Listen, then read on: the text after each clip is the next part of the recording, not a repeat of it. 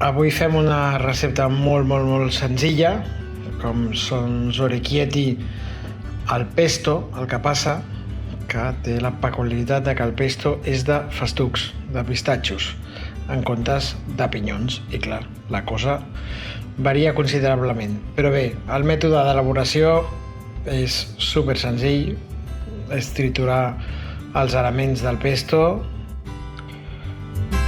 Posem primer aigua a bullir i mentre no bulli preparem el pesto. Una safata d'alfàbrega, un bon grapat de festucs.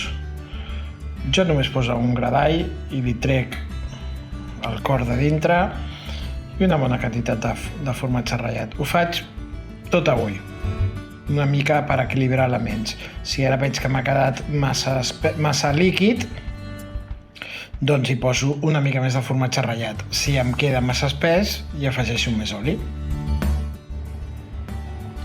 Ja tenim la pasta bullint i ja tenim el pesto a punt. Veieu una mica més o menys la textura.